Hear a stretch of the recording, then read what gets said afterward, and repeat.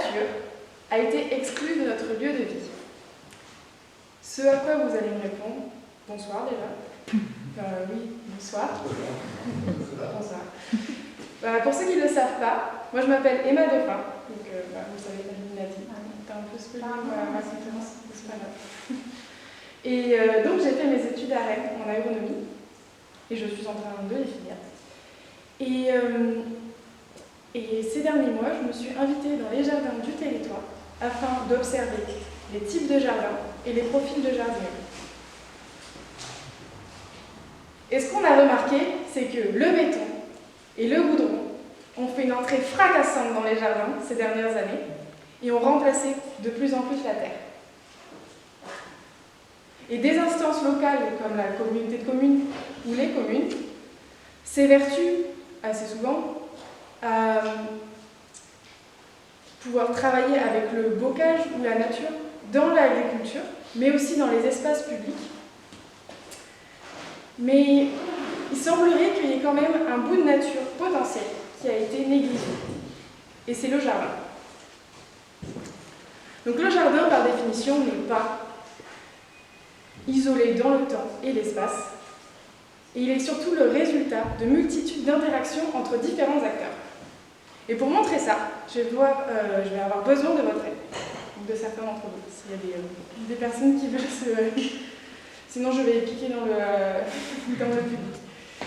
Donc, on va commencer par monsieur, si vous voulez venir. Monsieur, on va appeler monsieur jardinier. On va se mettre ici. Monsieur jardinier a un jardin. On va représenter par cette magnifique boîte. Donc, un jardin qu'il a aménagé pour s'y sentir bien. C'est le cas. C'est le cas. Et monsieur jardinier, comme je vous l'ai dit, n'est pas seul. Et pendant monsieur jardinier, qui a une petite parcelle de combien de mètres carrés ? 1000 mètres carrés, a une parcelle juste à côté, qui fait aussi à peu près 1000 mètres carrés. Et dessus, et dedans, il y a madame voisine, qui va bien se lever s'il vous plaît, madame voisine, qui va se mettre juste ici. Et madame voisine, comme toute bonne voisine, elle va s'interroger sur ce qui se passe à côté. Donc elle va regarder ce qui se passe chez monsieur. Oui. On sait pas là. Chez monsieur, voilà. Donc là, qu'est-ce qu'on voit ? C'est les premières interactions qui vont changer notre jardin. C'est les interactions qu'on appelle, je vais chercher, c'est nos interactions quotidiennes qui vont pouvoir changer notre jardin. Une étude qui a été faite notamment par Batty & Church en 2000 a prouvé que ces interactions-là avaient vraiment une importance sur le jardin.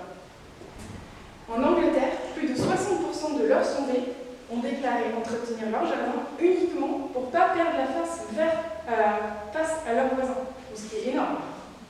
Donc en France, il y a quelque chose qui a été mis en place, qui est super intéressant, qui est un aménagement que tout le monde a chez soi, pour éviter des interactions non voulues, les co-vues. Donc finalement, nos voisins ne se voient plus. Bon, madame voisine, vous n'êtes pas la seule personne à embêter monsieur jardinier. Il y a aussi vous tous qui êtes des jardiniers émérites ou néophytes, parce que vous véhiculez des codes sociaux.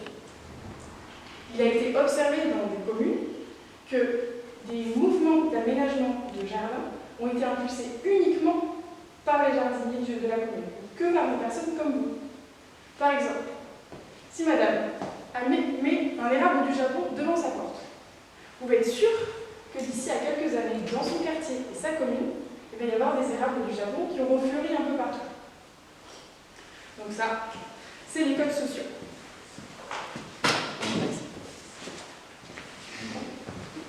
Je ne sais pas si vous m'entendez bien, par pas assez fort.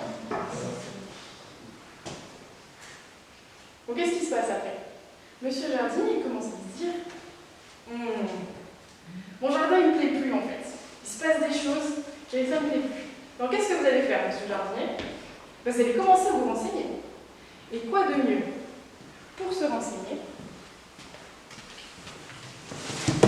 que les médias ? Elle est belle ma télé. Que les médias.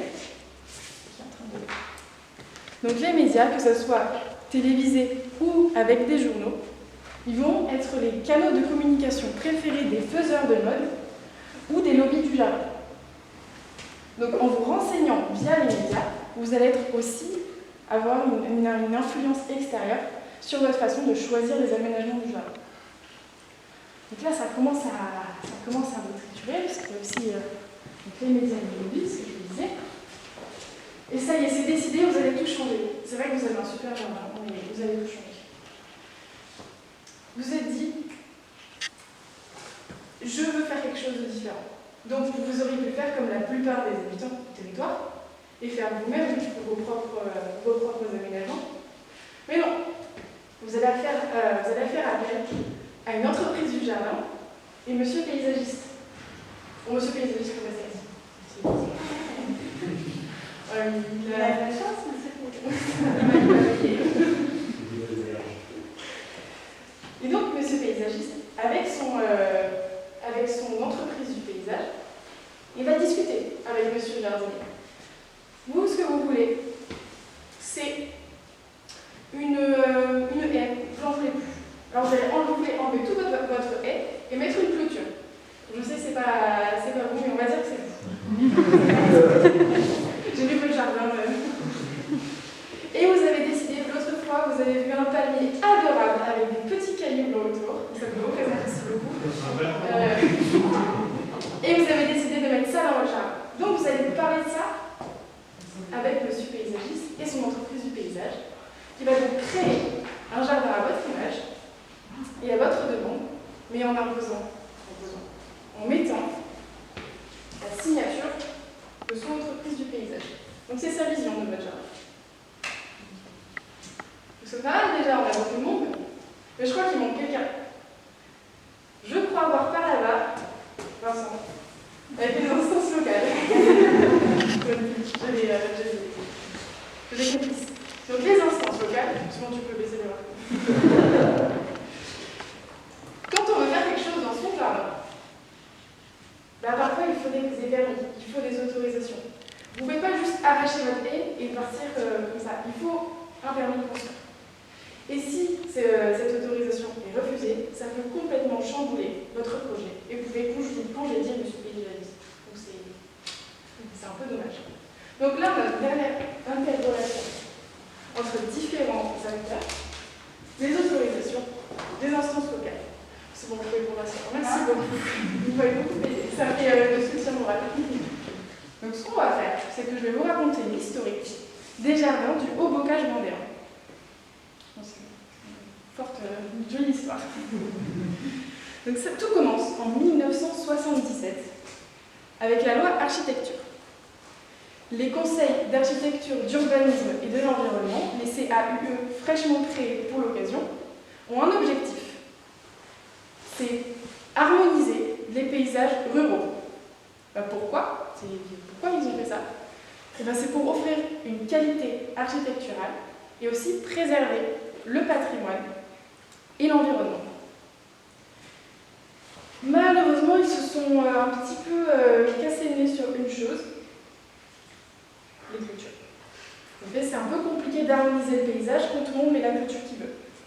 Donc, en traquant les éléments disparates et les couleurs un peu criardes, ils ont comparé, ils ont essayé de trouver la clôture et le coupe-vue idéal. C'est ce qu'ils ont fait. Et le coupe-vue le plus adapté à l'harmonisation des territoires, c'est la haie libre. Donc superbe. Les permis de construire étaient tellement faciles à obtenir que les professionnels du jardin, les médias et les lobbies s'en sont emparés et se le ont réapproprié.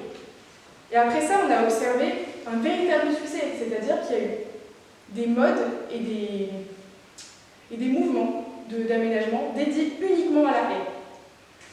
Déjà, c'est pas mal quand même, c'est une avancée dans les jardins, mais il y a un autre groupe de personnes qui a participé et qui a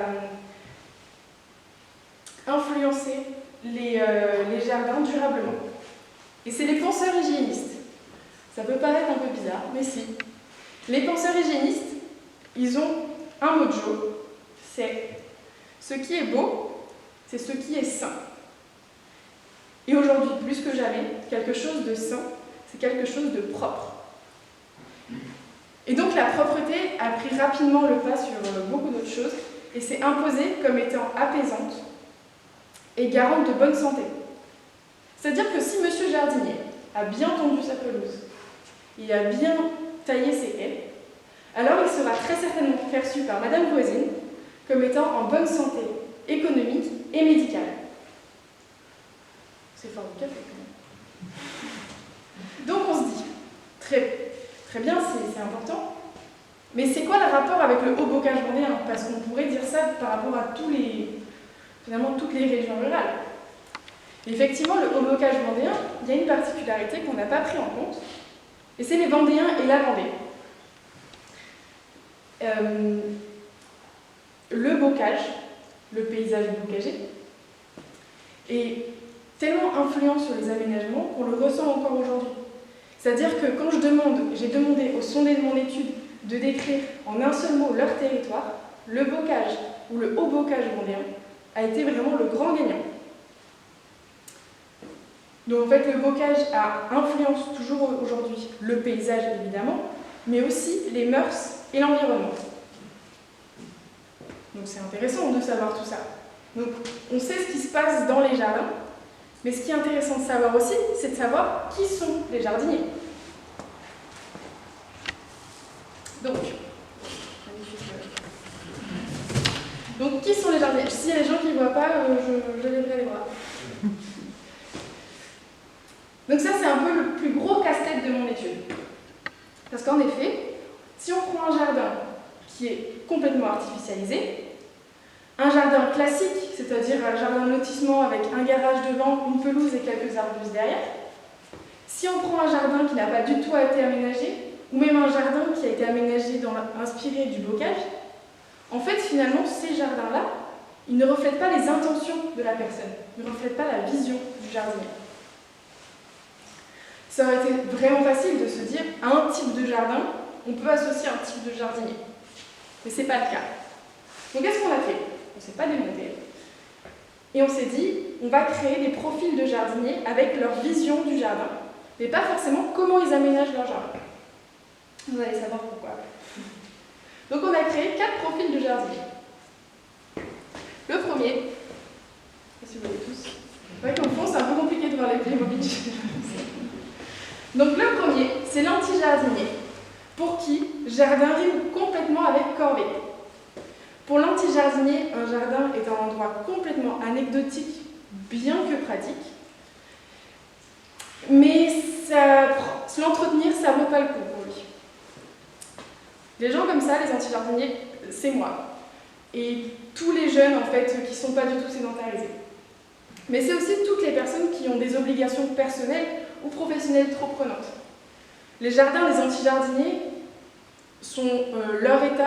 l'état de ces jardins-là, c'est pas forcément un problème, ou alors c'est très très bien camouflé derrière une haie ou un campus.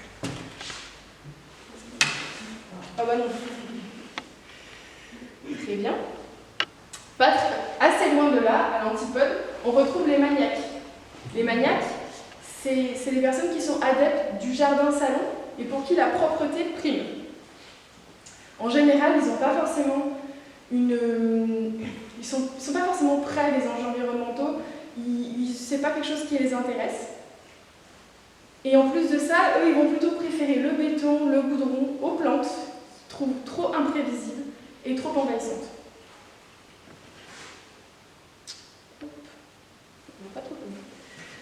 Pas très loin, on trouve les sélectionneurs. Les maniaques et les sélectionneurs ont vraiment... Ces jardiniers-là, ils ont une façon de voir le jardin qui est plutôt similaire. Ils ont des pratiques de jardin qui sont similaires. Mais, à l'inverse des maniaques, les sélectionneurs, eux, ont une conscience environnementale. Ils prônent le respect de la nature, mais ont une vision du jardin un petit peu particulière. Pour eux, la nature, oui, mais la nature avec parcimonie. Seules les plantes les plus nobles auront la place dans leur havre de paix, mais alors elles vont devoir rester vraiment chacune à leur place. C'est un peu les jardins de la française finalement, dans l'esprit. Alors c'était Et enfin, le dernier type de jardinier, mais aussi le moins bien représenté, c'est les environnementalistes. Eux, ils ont vraiment une conscience environnementale, ils comprennent les enjeux environnementaux, et on les retrouve souvent dans des associations à caractère environnemental. Et leurs jardins, en plus de ça, peuvent être souvent qualifiés de fouillis par les néophytes, mais il ne faut vraiment pas s'y tromper, c'est le résultat de beaucoup d'heures de travail pour pouvoir favoriser l'abondance de biodiversité. Donc là, on a vu 4 visions différentes du jardin, en fonction de 4 types de jardiniers. Mais rappelez-vous ce que je vous ai dit avant, les intentions ne font pas le jardin. Par exemple, si on prend un jardin classique de lotissement, donc avec un garage devant, une pelouse et des arbustes derrière, c'est un jardin qui peut avoir très bien été aménagé par un anti-jardinier ou par un environnementaliste. On ne peut pas savoir tant qu'on n'a pas demandé. Pareil, si on prend un jardin très artificialisé, il peut avoir été créé par un maniaque, tout comme par un sélectionneur. Donc c'est quoi la leçon à retenir de ça? Savoir quel type de jardin on a sur le territoire et leurs proportions, c'est important, mais savoir qui sont les jardiniers, là c'est vraiment le cœur du problème. Parce qu'en effet, si on sait qui se cache, quel type de jardinier se cache derrière chaque personne, on va pouvoir comprendre les mécaniques d'influence, mais aussi pourquoi on observe une augmentation des jardins déconnectés du bocage. Parce qu'en fait, c'est ça le cœur du sujet. Il faut pouvoir se réapproprier le bocage, il faut pouvoir le remettre en avant et pouvoir faire comprendre aux habitants que la nature, elle commence dans le jardin. Mais bon, on le sait tous, chacun a sa propre sensibilité aux enjeux environnementaux. Il est un peu compliqué de faire des campagnes de communication ou des plaquettes qui parlent à tout le monde. Donc avec un comité, avec certaines personnes qui sont là ce soir, qui a été composé d'élus, de représentants des habitants, mais aussi c'était pas des paysagistes, mais c'était des professionnels du jardin en général, et de chargés de mission, nous avons élaboré, on a imaginé un plan d'action pour pouvoir remédier à ça, donc à toutes les problématiques que je vous ai posées avant. Premièrement, il faut pouvoir changer la vision des habitants sur leur jardin. Le jardin-salon, multifonction, comme je vous en parlais tout à l'heure, c'est un modèle de jardin, mais ce n'est pas le seul.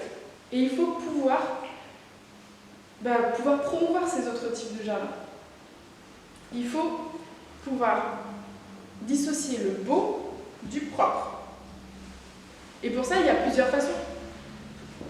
Promouvoir des cours de jardinage, faire des conférences, ou même créer une campagne de communication ciblée et efficace. On peut prendre aussi le problème à la racine, qui est l'habitat. En effet, il y a beaucoup de personnes qui vont rénover ou faire construire leur maison, et quand ils font ça, ils bénéficient de conseils par rapport à l'énergie, par rapport aux matériaux. Rajouter des conseils par rapport au jardin pourrait être une très très bonne initiative dès le début du projet. Le but, c'est de prévenir plutôt que de guérir. 2. Faire évoluer la communication des instances locales. Il y a énormément de choses qui sont faites sur le territoire. Les responsables des espaces verts travaillent tous les jours sur des parcs, sur des bosquets, de manière intelligente et raisonnée. C'est ce qu'on appelle la gestion différenciée.